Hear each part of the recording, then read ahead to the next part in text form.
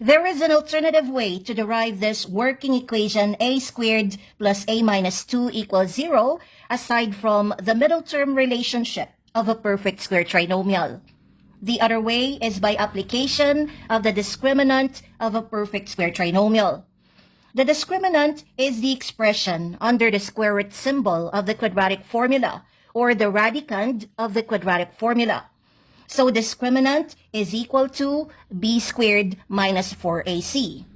In words, discriminant is equal to the square of the linear coefficient minus 4 times the leading coefficient times the constant term. When a quadratic trinomial is a perfect square, its discriminant is equal to 0.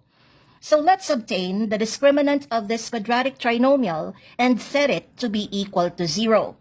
In this trinomial, the leading coefficient is quantity 2 minus a, the linear coefficient is quantity negative 2a, and the constant term is 1. So the discriminant of this quadratic trinomial is square of negative 2a minus 4 times quantity 2 minus a times 1. Square of negative 2a is 4a squared. Let's ignore times 1. Distribute negative 4 into each of the terms inside the brackets. So negative 4 times 2 is negative 8. Negative 4 times negative a is 4a.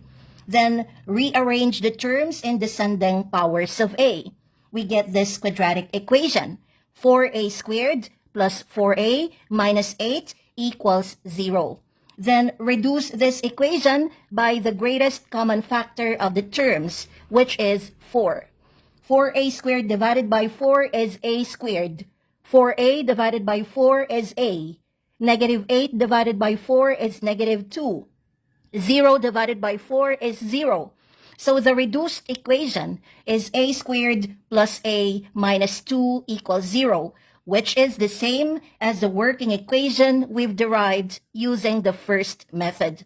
By factoring method, we would get the same values of a, which are negative 2 and 1, so we still have two values of a. The answer is still letter C.